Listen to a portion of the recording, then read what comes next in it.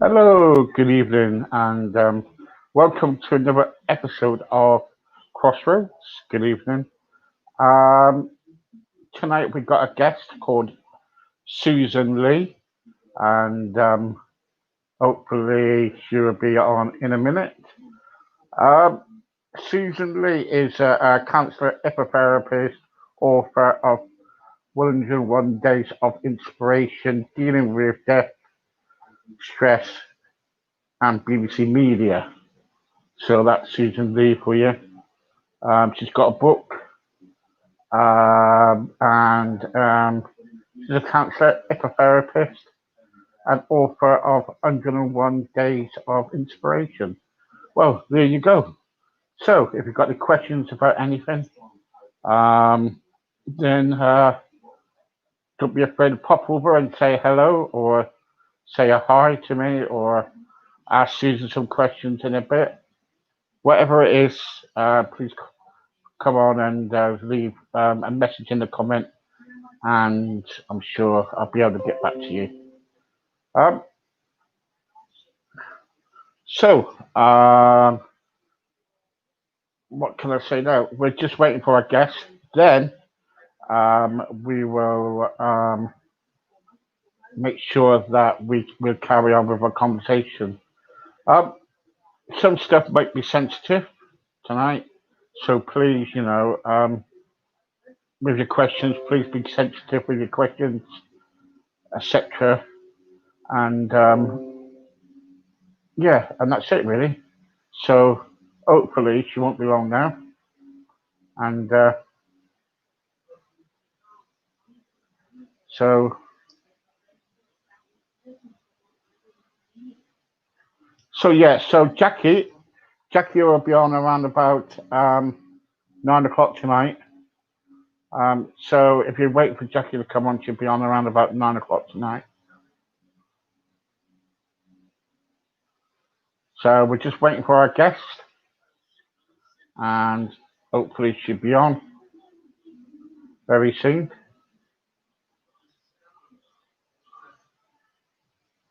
And we can take it from there. In the meantime, I've got to just tell you that the tomorrow we've got a really, really good, interesting lineup tomorrow. You cannot miss out on tomorrow's lineup. We got Eleanor. She's a really good professional musician from Sweden, and we've got a few others that we've got, and it's going to be a good evening. Um, if you'd like to come on the show at all, just message me and we will get back to you as soon as we can. There you go, guys. So we just wait here now, and and hopefully she will be here. Um, Susan Leigh.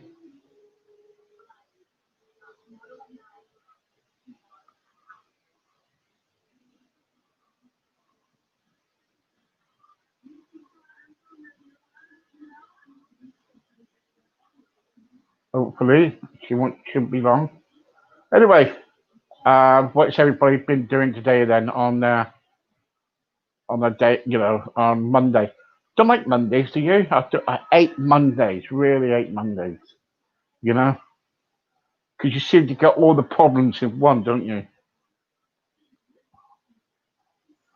So anyway, so there you go. So we're just kind of like waiting, and we just kind of like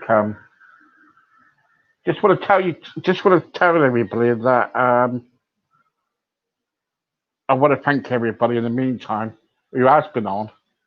Thank you very much for coming on and everything, and it's been nice to meet people and talk to people about various situations. So yeah, thank you for that. Um,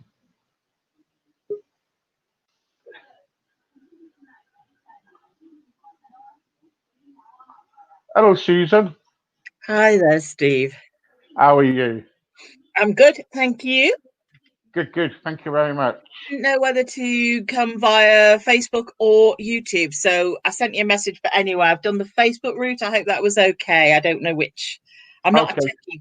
I'm not a techie person at all. I'm not at all. Um, I'm not at all. But thank you very much for having some time with me That's okay. um, yeah. So you I told everybody just now what you do and everything. Like you Okay. come up and I've been going through all that. Um, Okay. can you? I want to talk about death. Is that all right? Yeah, yeah. One of my books, my first book was actually dealing with death, Yeah, hope, yeah, pain. I don't know. I don't know if you've got them yet. I know you said you were looking to get them, weren't you? But the yeah. first book was is dealing with death, and I linked it in. I mean, do you want me to tell you now, or do you want to Yes, wait? please. Yeah, yeah, Yeah. please. Yeah. Well, what I did was I linked it. It came about because I got a phone call from a guy in Botswana who Right. wanted 86 copies of this book, and it wasn't a book; it was just one article. And anyway, in the end, I knew a publisher, got in touch with her, said, um, what do you reckon? And she said, do it. So I hauled a load. I've written loads of articles. I pulled a load of articles out, rewrote them, rejigged the whole thing, put it into 7 chapters, sent him 3 for his approval. And the 86 copies were on the way within about 3 weeks, which was pretty phenomenal. I know, Yeah. it just seemed too good to miss. So that was my first book, and that's gone to reprint. But I also link in a lot with not just death, because I think when a relationship ends, if you have a health issue, if you lose an important job or business, if you can't have a child when you really desperately want one, all these things can also link in very much with grief and Yes. Yeah. loss and hopelessness and all those various feelings too. So I'm very mindful that grief about dead people is only one element of it all, you know? So, Yeah. yeah, There's a lot of grief in it. absolutely. There's a long big range of grief. Yeah. So how do you kind of as a counsellor then? Do you Mm. get a lot of people coming over to you and saying about getting counselling because of death and everything? Um, well, I write for the British. I mean, we're friends now on Facebook, so I'm guessing you've seen some of the stuff I post. And I write regularly now for the British Institute of Funeral Directors. So I write for their journal, which is like an educational thing. Probably been doing that for 4 or 5 years now. So I link in a lot with yeah, endings, but people, but similar to what I just said, Mm. people who can't necessarily have babies, people who a lot of relationships end, and often when a relationship ends, it's not just it's not just a straightforward thing. Sometimes you find one person thought everything was okay, and why don't we carry on like we are, and what's the matter with you, and the other person saying it's just gone too far. I find your behavior intolerable. I feel it's over. Often there's nobody else involved, it's just the whole thing of um I just can't carry on like this. This isn't the way I want my life to go. So lots of different things, linking in with all sorts of different things. So I don't tend to have people specifically coming for bereavement issues, so they may do, but Mm. often, whatever people come about, I do what I call drill down. So what I like to do is to say, okay, you've come here because of such and such a thing. However, let's have a look at why. Let's have a look Yeah. at what's going on behind this. Let's have a look at what the Mm. matter is, because you often find that there are layers and layers of things. And that's the beauty, I think, of hypnotherapy. And I think that's where hypnotherapy scores mega, mega, mega over any other therapy. That's because I'm a fan, but because I just feel that there's layers of stuff that's going on that people may think isn't important, or it was a long time ago, or I'm over that now, what's the matter with you. I mean, I specialize in abuse, and so I get referrals from other therapists, and I know that often with abuse, sexual, emotional, financial, mental, lots of different levels of abuse, but that's my area of a special interest. And I do find that even with that, it's often not the abuse per se that causes the problem, because people often can remember what granddad or the neighbor or the babysitter or whatever did. They may well remember that or know about it, but often it's the don't tell anybody, or keep mm, quiet, or you're such a pretty little thing, or whatever it is that is actually mm, compounding the actual issues and problems. And that's the stuff that I work with, but I can work with it obliquely, because hypno's a bit of a sneaky one. It works with things mm. that people are, the attached stuff that often we don't necessarily speak about or don't really know quite what to say Mm. about it. They tend to hide their feelings, don't they? That sometimes Yeah, when, yeah, yeah, they tend yeah, to hide their absolutely. feelings and everything. Yeah. It's a long time ago. I don't want to talk about, like we're talking about tonight, fellas. Come on, let's not bother, because I'm a fella. I don't talk about this kind of stuff. I'm over it now. It's a long time ago. Not going to dig up all that stuff. And I say we don't need to dig it up, but we do need to enable you to move on in a positive way. And that's the crack, really, with it. Well, yeah. Well, it's a stigma really about it, isn't it? Really, and it's a stigma with mental illness. Yeah, You know, you yeah, know, yeah, yeah, yeah. and it's too, it's a woman. It's they say it's easier for a woman to share things than a man. Do you agree? I think we do it in different ways, and I think the tide is slowly changing on that. But I do think, yes, there's a certain amount of stereotypical behavior that goes on, because I Mm, think women, as women, are moving more into perhaps business or senior management type roles, and we're still not there by a long way. But again, there's that whole thing about don't cry in public, or don't be seen to be weak, and don't allow yourself to be vulnerable. So I think we all have, I tend not to be very genderist. I tend to just take each individual as a person, and looking at it that way, I think, is important. So I'm not a fan of labels. I know that if you or I bought a beautiful glass and it got one of those sticky price labels on it, we could take weeks trying to scratch it off. And sometimes getting rid of those labels that we attach to people, you're a female, or you're a bloke, or mm, you're this, you're stressed. People say to me, does this mean I'm depressed? I say, I won't stick a label on. I'll just say, well, you might have, you sound like you've got a few depressive things going on, but let's have a look at what's going on behind all of this with you.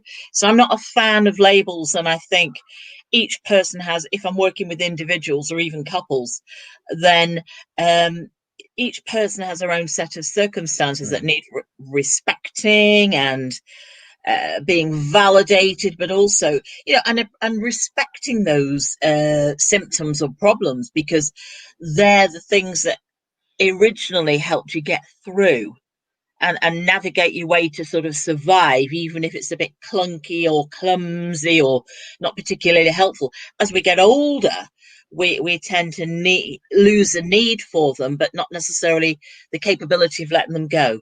For mm, example, children might be told, don't speak to strangers. That's a very mm, simplistic example. But if we're doing that at 25, 30, 40, 50, we're not going to get very far in life. So we learn to modify, trust our gut, trust our instinct, take proper precautions, be sensible, take our mobile phone with us. We do things to work around those original rules or regulations or safety structures we put in place, but not everything can be done that with. So stuff that's come no, with us from childhood can often stay there. You're the yeah. stupid kid, or I mean, I remember working with a girl who was anorexic, and that came about because a dad who loved her very much. They had a fat, gorgeous family, but her dad always used to call her chunky, and Mm, and and that was her nickname, and that was her pet name, and that was her affectionate name. But it also struck a chord with her, and so mm, she became really hung up on the size of her legs and her body and her body image and running, and so I always say to people, we're not on a witch hunt to find a bad guy to blame, because dad would have been mortified if he'd realized. mm, But at the same time, it's about healing that scar, that mark, that indentation, and allowing her to to let it go for what it was, maybe a clumsy term, but it was done Mm. with affection and love, and it's not always a bad guy to blame, not in every situation. Yeah, no, it's so difficult now because I've been going through a lot of problems with abuse, weight issues, Mm. all sorts of issues I have, and I find it sometimes very difficult to talk to somebody about it. Some problems I don't even talk to my wife about it. Mm. I'll tell you why. It's because if I tell somebody, then I think, oh well, they feel so. I can't explain that. I feel so less. They feel more less about me, and They feel less about you yeah, because yeah. yeah. Well, like I mean, I like to think of myself as a pragmatic therapist. So a lot of my clients love me because I'm quite tough with them. Mm, And so what I do say in a situation like that is that we do have to be careful who we talk to. I mean, mm, the thing is, if we and I don't know you at all, so I can't. I'm speaking very generally, so this is meant as a direct thing at you. But if we find we are talking to our friends a lot about our divorce or our abuse or our weight issues or our situation with our parents who've got Alzheimer's, whatever it might be, if we find we're talking with our friends quite a lot, what happens is every time we meet those people, they say, how are you? What's mm, going on? What happened? mm. And what happens is that all your relationships become contaminated with that situation, and each of us never get a breath of fresh air. So Yes, yes. sometimes we need to have it so that, we don't want people diving into shops as they see us walking towards them, but nor do we want to be always banging on about our Mhm. problems because we never get anywhere. And if you're not careful, you find a lot of these conversations can be rehashing old Ah, ground. And I'll even do that with clients sometimes, but I allow, if that's the right phrase, I allow a client obviously to decant, to tell me everything they want. The first session's a 2-hour session. If they decide to spend that whole 2 hours talking to me, telling me their story, I will listen. If that happens on the second session, we'll get a part way in and I'll say, can I just check with you, is this how you want this session to go? mm, mm, We can do this if you like. We can talk if you like. I'll sit here and listen if you like. But in all fairness, you have told me most of this already, and you know your story. So, mm, do we really need to go through it again? And I think sometimes we have to accept whether it's in a therapeutic environment or a social environment. Do we really want this to become what we get hung up on? Because actually, technically speaking, we're rehashing the past over and over again. Now, if we're yeah, rehashing yeah. the past, where's the power? Because we ain't got it. We're giving it to an old story that is hanging around still like a nasty smell. And Mm, some of those things may have happened 5, 10, 15, 20, maybe 30 years ago. So mm, come on, I mean, I'll say to sometimes my clients, and as I say, I specialize in abuse, when's the last time this happened to you? And they might say, when I was 5 or 6 or 8 or 12. And I'll say, and how old are you now? And they might say, 42. And I'll say, so this was 30 years ago. And they'll go, oh, wow, yes. Now, we don't want something hanging around for another 30 years, do we? It's a long time ago. Yes, it's left its scar, its mark, its indentation. But you know what? I find a lot of my clients say afterwards, and this is always my goal, that there's a gift attached to bad experiences. The yeah, gift yeah. Oh, yeah. is we have empathy, we have sympathy, we appreciate what we have, and it's about learning. It's called reframing it. It's putting it in a different picture frame so that we look at it differently and see it in a better light. Yeah, it's so difficult, isn't it? Because when I was younger, when I was abused, I found it so difficult to kind of deal with it. Then when I got up to a certain age, all of a sudden a program or something that I did triggered it, and I Mm-hmm. had to go and get help. Absolutely. And I know that 85% of my serious weight cases, 85% at least of my serious weight cases have got abuse in there. And I know it before I even see them. I know it before I even see them. And 2 or 3 sessions. How do you judge that then? How do you do that? Because I know, because often you find that I mean, we're talking about weight. You often find it's a comfort, or it's a buffer, or it's in the case of sexual abuse, it may have been that the person was told they're a pretty little thing, or you cute little thing, or something, some phrase along that Mm, evokes tiny or small or petite or young or whatever it might be. And so unconsciously, they are that at some level they're going, oh, maybe there's a part of me that's too attractive, and I invited this problem my way, and so they eat to compensate, to stop themselves being that little thing again. And not in every case, but in a lot of cases I find that's the case. Or, mm, as I say, as a comforter, or it's the one thing in your life you can rely on. And it's a bit like people at the minute stocking up on loo roll. You fill your house full of of of, of bulky things, and you're protected against the world, and you fill yourself yeah, with bulky things, and you're protected yeah. against the world. And it makes sense when you stop and break it down and think about it. And I think that's what we need to do, really, don't we? We need Yeah. to sit down, think about it, and Yeah. kind of take, and talk to people about our feelings. Yeah, and maybe get professional help if necessary. I mean, certainly this is what I do as a job, and I know I mean, I've had people fly in from China and Spain, and have a lot of clients coming up from London to see me, and all over the UK, because I've been doing this a long time, and I have a good reputation now. And so, and I know that if you find yourself somebody, you're in Plymouth, if you find somebody locally who you have a chat with, you feel they're good for you, it's worth it. It's worth investing in your future, because sometimes the price of a holiday that you can't take anywhere at the minute, for the price of a holiday, you might find you get a lot of stuff sorted, and it can be really Mm, worth doing it.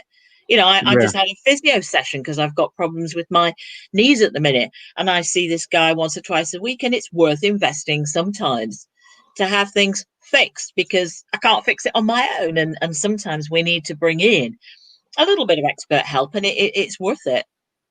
yeah. Can we talk about your book? Which book? I've written Yeah, three. I've written three. yeah. It's the 101.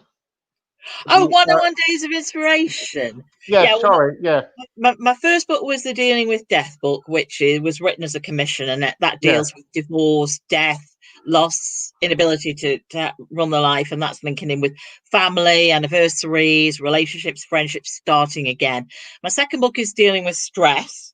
Yeah. Um, and that I think that's I call that my book, because it's kind of like a lot of my knowledge is in there about relationships, about stress, its impact, anger, all the different, how stress impacts on relationships, work, Mm. or health, all that kind of thing. 101 Days of Inspiration was a slightly different book. It's a bit of a quirky little book that I kind of wrote.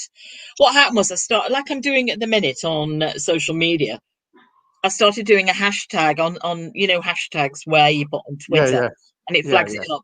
And I started doing a daily walk during lockdown, and I put pictures on every day with a little saying and what have you. Well, way back about 3 years ago, I started doing a kind of a hashtag tip of the day.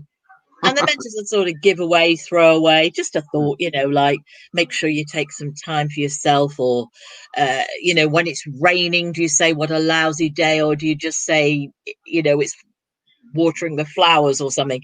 So I started doing that, writing a little hashtag tip of the day, and a lot of people liked it. So I collected 105, actually 105 or 106 of them. Again, with my publisher, we bought some photographs and pictures and drawings, and put it together with a pretty cover. And I think it's something like 7.99. I think it's on uh, what's it, special at the minute on Amazon. But that's a kind of book you buy for yourself and keep in your pocket or your Mm, bag or your briefcase. And a lot of people have bought it for themselves, bought it to give away, and ended up keeping it themselves. So it's mm, just a sweetheart of a book about, this time of the year. It's a nice little Christmas present or a stocking filler, but it's a great book just for opening it somewhere and yeah, just reading it and just thinking, and it's little prompts to think, get outside of your comfort zone at least yeah, yeah. once a day, scare yourself a bit every day, even if it's just having something different to eat for lunch, rather than the Mm. usual cheese and pickle sandwich or something. So Yeah. it's just about just thinking, and being a bit more inspired, and a bit more thinking outside of the box, and just pushing yourself a little bit, which is quite a nice thing to do. And all three of them are on Amazon, and they're on my website as well. Thank you very much. Yeah, that's a good idea, isn't it? Just look, open the book one morning. If you're Yeah, like down, sometimes in the mornings, because of my weight and stuff, I feel really down, yeah, and yeah, I can look at it and go, oh yeah, that's brilliant. Let's get out yeah, and do something. You know what I mean? Bit of absolutely. motivation. Yeah, yeah. And we have to find our motivation wherever we can. And I think, particularly with what we're all going through, nobody's been untouched by this. What we're going through at the moment, I think it is very easy to just, you know, I think 9 out of 10 people who've started working from home want to continue doing so. But the problem with that is it's very easy to stay there and Mm, feel safe and secure. And 6 to 7 million people at the minute have been made quite afraid with mm, all the news reports and the stuff that's going on. So all of us were, it's struggling a little bit to make that effort to go to the shops for for a loaf of mm. bread or a bottle of milk, or go for a bit of a walk every day, and finding things that work for you to motivate you is very, very important, and that book is a little sweetheart that actually kind of does that a little bit. Yeah, it does. Yeah, and that helps. Yeah, Yeah, really good. for sure. Yeah, really good. With mental health, with the men with mental health. No, I don't mind sharing this. I've been in a psychiatric unit for depression. And over a breakup of a marriage. And and when I was going through that breakup with that marriage, I couldn't. I was finding it difficult to let go of that person. Okay. Right. So what I did was I tried committing suicide. Right, jumping off Yeah. a bridge, and it was all in the media. It was everywhere. Right, and before I jumped off that bridge, luckily someone came along and pulled me off it. Then I was kind of like sectioned under the Mental Health Act. The question is, what I want to ask you is this: that what I found in that mental health unit, that psychiatric unit, was there were more men than women in that psychiatric unit. But what I can't understand is when something happened to me the following year, I went back into it again. When I went back in again, there was just like 20 women, just me. And it's like it changes, and I'm thinking, you know, what's happening with kind of the mental health? What's happening with people's mental health? Are they putting us people who's got problems? Are they putting us in places, or are they dealing with us all right, or dealing with people? Do you get what I'm trying to say? No. I do, but I mean, that's not. I don't know about each local authority or what their policies are or what the statistics are around where you are. I mean, I think for me, as a therapist in private practice, I tend not to deal with the people who have been sectioned, or who are going necessarily along with the GP route. Some of my clients will be on medication. So some of my clients will be under the supervision of their GP, and are perhaps on an assortment of various medications. In my opinion, medication it can be a useful walking stick. So Right. we get the walking stick, but the idea is we don't want to live with it for the rest of our lives. So we have that walking stick or the frame that helps us while we're struggling and need to take the weight off us a little bit. And so the stick helps us with that. And ideally, in an ideal world, we will be getting some kind of intervention, some physio or whatever it might be, to help us get strong again, so that we can throw the walking stick or the frame away. Now, people who are in psychiatric care often have chemical imbalances, or different diagnoses, where they may need more long-term management, because they need that just to keep the equilibrium straight. So the old bipolar, manic depression typey things, or serious depressions may well need more long-term lifetime adherence to a regime of medication, and that can be fine. The type of people who come under my remit are the people before that stage. So I'm working with the people who are stressed or are feeling at a loss. I mean, some of my clients, I have been working with people who are who have been suicidal this last few months, and work with them very successfully, and they're fine. But at the end of the day, it's a sort of situation where they're going through perhaps a breakdown of a relationship, a loss of hope about their business, a loss of hope about the future or the lifestyle or what their options might be, and that's understandable.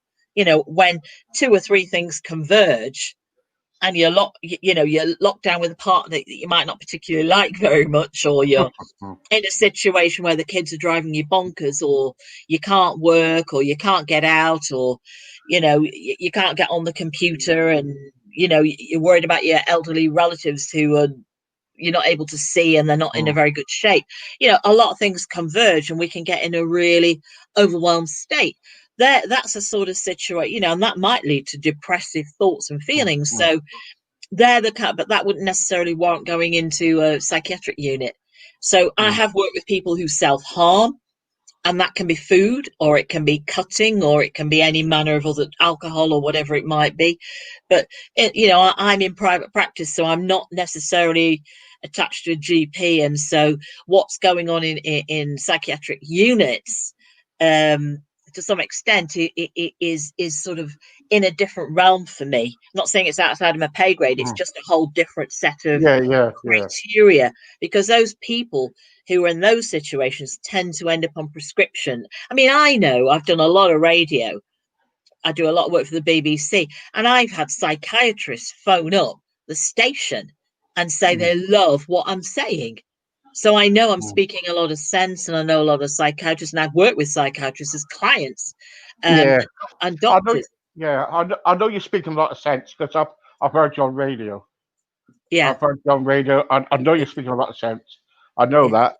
But what I'm trying to say to you is that with mental health, it's a lot of stigma goes around there, right? It's like work, or it could be, if you go to for a job interview and you say, oh, I've, been through mental health problems.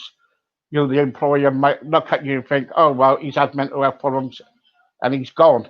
Luckily, that for me, that's not happened. But for some people, it's not. It's not happened at all to me. But luckily, for other, luckily it don't happen.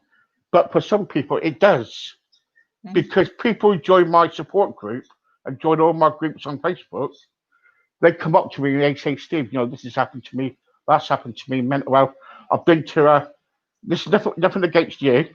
I've been to a therapist, or I've been to a counsellor, and the counsellor kind of like saying to me, okay, they can only look into the root of the problem, but not long term. okay.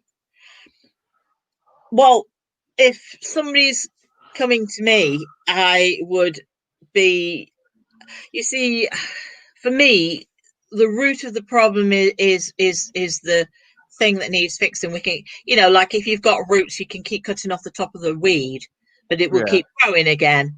So Mm. for me, yes, we need to dig the root up, not necessarily look at it in great detail, because it's done with, it's past, it's Mm. finished. But it is about sorting that out, but then moving it forward. I mean, most of my clients, 95% of my clients are recommends. And I have Right. people, as I said before, I have people traveling from all over the place to see me. So I know that, with 30 years experience, I know I'm doing something Mm. right, because Oh people. no, I'm not having a go. I'm not having a go No, at no, I you. know you're not. But what I'm saying is, as far as I'm concerned, picking the right therapist for each individual is what's important. And Mm. and I think as an employer, we have to look at both sides of the coin. If Mm. you're going to be giving somebody 20, £30,000 a year, for it to work for you.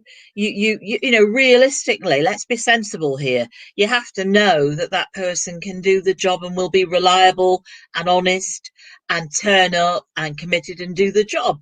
You know, we're not, no person in business, particularly at the moment, is running a charity necessarily. So we have to kind of find a balance here, and we have to be realistic and fair and say, okay, yes, I want to do a good job. Yes, I have got mental But is health. it fair? Is it fair? Well, It's it is, you know, at the end of the day, you've got to be, yeah, I mean, nobody in a running a business at the minute, and I have a lot of clients who run yeah, businesses, yeah, yeah, yeah. and they're really struggling at the minute. You know, they've had people on 80%, you know, Mm, they're wondering what to do about it. Some long established businesses around here, you know, that have been running for 10, 20, 50, 80 years are closing. You mm, know, long term, reliable, big employers in the area, reputation wise, you know, fantastic, are having to close. They're laying off mm, staff. They're not sure if they can mm. carry on. So you have to know that your workforce are going to be there for you. So Oh that yes, oh yeah, they've got their yeah. own mental health issues of their own, I'm guessing, you know, in terms of how do we cover the overheads? Are we going to have to close? What happens in the future? You know, and a lot of highly successful businesses are standing there with their head in their hands now, Mm, wondering what the future holds for them mm, too. mm. So hiring somebody, you have to know that they're going to be there as best they can. So So, it's striking a balance. I yeah, think it's striking a yeah. balance.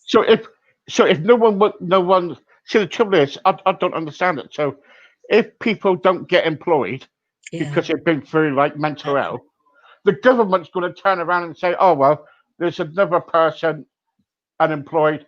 He's going to claim money." Isn't it better that they think of something to put these people into work, even if it's picking up rubbish or something? For sure, absolutely, absolutely, and that's where, you know, you know, I think there's quite a few policies. There are certainly in the northwest where I'm from, where there are quite a few policies where they're trying to give people jobs where there's craft, or there's craft work, or there's, you know, you know, gardening type jobs, or whatever. But you know, and people can build their confidence up doing Mm, a job like that, perhaps working part time, perhaps working shift works, working to suit themselves, where there is some flexibility for them, um, but where that they build their own confidence and mm, invest in doing something that gives them satisfaction, pride, a joy in what they're doing, and a sense that I actually can do something and achieve. Because I do mm, think, I mean, I was having this conversation earlier today. I think work is about a heck of a lot more than money. mm, Work is having to turn up somewhere regularly, have a wash, put a bit of mm, lippy or aftershave on, look fairly smart, you know, be reliable, know that people are depending on you to turn up. You're doing a specific job, you're having companionship. Money is very often very much a relatively small part of it, because there's a mm. huge lot of other things that actually contribute to that. But as you say, the framework where people are sensitive, you know, so somebody's a bit late, or they're not in a particularly good state when they arrive, or that they have somewhere where they can go to have a bit of quiet time if they're suddenly a bit overwhelmed. Mm, Those support structures are important as well, where people feel mm, that they are understood, not just tolerated, you know, that they're understood, and they get the support that they need, and they don't need to be afraid if they have an anxiety or panic situation while they're in that work environment. But mm. it's kind of both sides have got to be sensitive, and I think that includes the employee as well as the employer. Yeah, yeah. Thank you. Yeah, yeah. Sorry, I just had to bring it up. No, Um, it's an important subject, and I'm glad you did. And I think, you know, the people who are listening hopefully appreciate what I'm saying, because, you know, we can often get, for me, I think it's very easy to get so wrapped up in the me of a situation. Oh, I'm feeling bad, and I've got this mm, problem, and I'm struggling, and I'm this, and I'm that, mm. and we can get very wrapped up in how, you know, my rights and what I should get. But we've also got to look at it from the other person's point of view as well. And I Yeah, think there has to be that appreciation that, I know if I'm paying somebody, you know, 10, £15 an hour or something, I, I'm earning that money to start with to pay them the money. yeah. So So you expect a good job, don't you? yeah, You absolutely, and we know that if we're hiring somebody to come and do I sacked my gardener last year because, he was on an hourly rate and he was doing 15 minutes for the hourly rate, and it carried on week after week after week after week, and in the end, I had to say to him, "This isn't working out for me. I'm not paying you an hourly rate for 15 minutes week after week. It went on for about 2 or 3 months, and I just thought, in the end, enough already. So, on a small scale or even on a bigger scale, we need to be delivering what is expected of us, but we also want some understanding and appreciation that perhaps there might be times when we just need a little bit of quiet time, chill time, outside time. Yeah, because I think mental health can happen to anybody, can it? Really? Of Of course. course.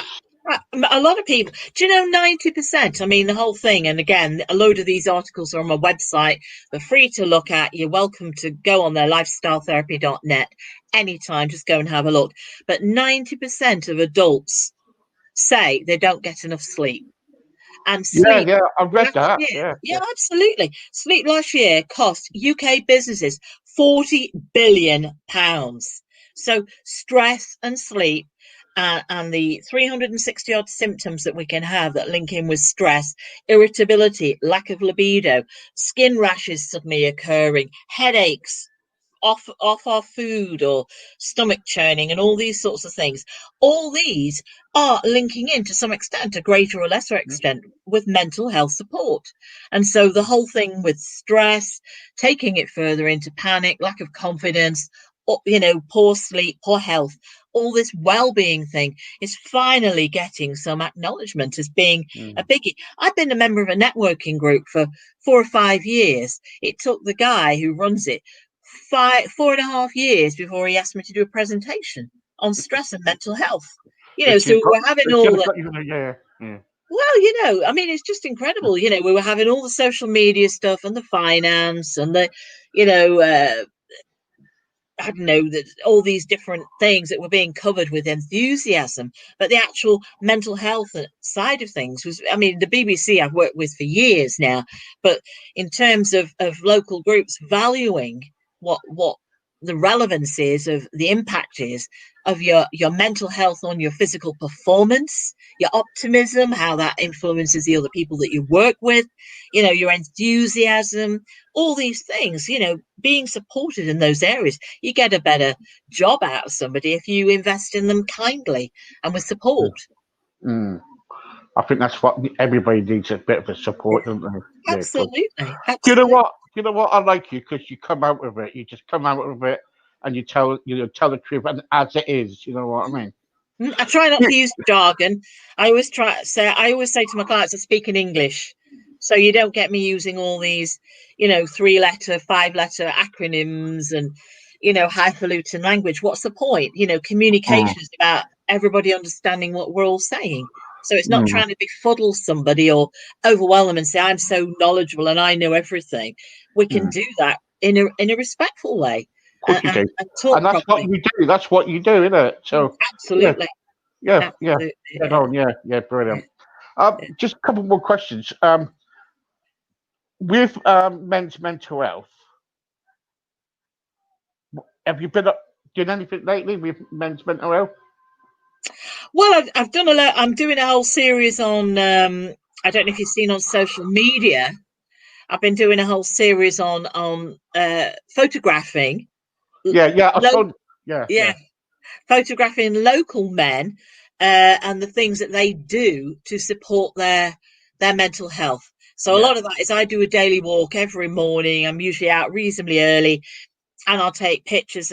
So it's a light touch, again, a bit like my 101 days of inspiration. It's a light touch saying, Pete supports his mental health. He takes his 2 dogs out for a walk every day, or Phil fixes his garden and gardening, or walking with his daughter, is a great way because it enhances their relationship. You get fresh air, you have company, so it's identifying different ways that we can do. I've also I've written a good article on, it's called How Are the Men in Your Life? So linking in with what you were saying about how men don't necessarily talk about themselves or flag up, but what we can do when we notice that the man in our life perhaps is quiet, or seems a bit distracted, or is suddenly becoming a bit more irritable or detached or behaving Mm. differently or whatever it might be, or just anyway setting up the groundwork for having regular conversations, Mm. because your bloke doesn't necessarily want to come home and say, oh my God, this deal's fallen through and I took a punt on it and it's not worked out.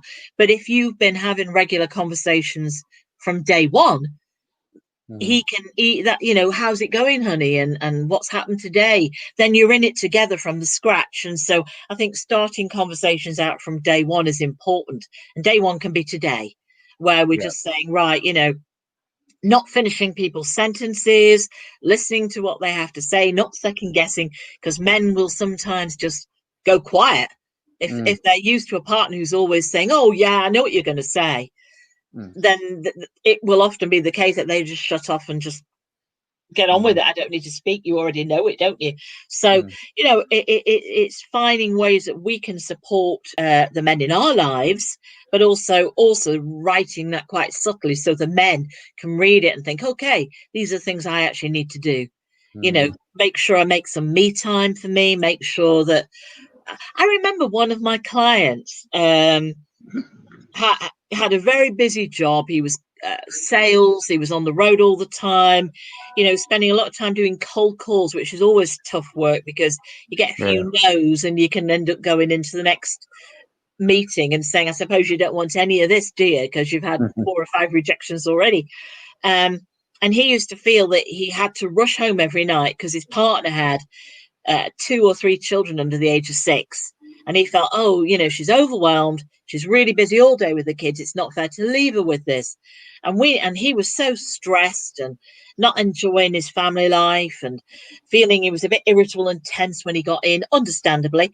And we negotiated that simple thing, that on the way home, he'd park for 10 to 15 minutes. That's all. 10 to 15 minutes each evening, just, fairly on near the way home, and just have some time to, maybe listen to music or a bit of a podcast, or just shut his eyes or read, or perhaps go for a Mm. quick walk around the park or something.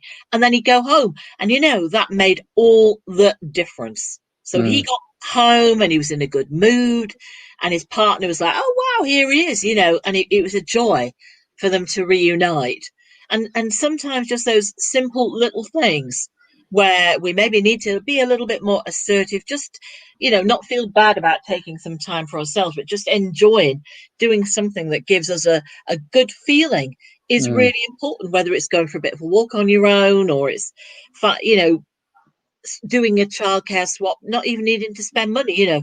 Today we'll look after your kids, but next week you look after us, and then we have an Mm. evening off for the 2 of us, or just for myself, or whatever it might be. But just negotiating it and finding solutions, workable solutions that can really make a difference to your life, and stopping and thinking about them. And loads of these tips are on my website, so they're all free to access. Yeah, But we'll put the website up and yeah, everything. yeah, But yeah, thank you very, Susan. Thank you very much for your time. my pleasure. You are, you just say it as it is, and that's what I like, because there's a lot of Yeah, people out there who just hide it, but you come out of it. And I absolutely. Thank you. thank you very much for coming on, and I hope hopefully we see you again. Absolutely, my pleasure. Ask me when you want me. Thank you. Thank you. Bye bye. Bye. Bye.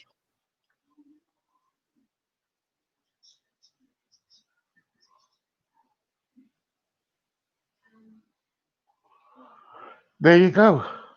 So thank you, thank you for Susan Lee. Was she fantastic? Really, really, really fantastic.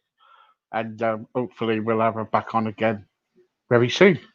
Anyway, if you're going through any problems, or if you're going through quite a bit, um, on my website and on some of my groups and everything, there's phone numbers and everything.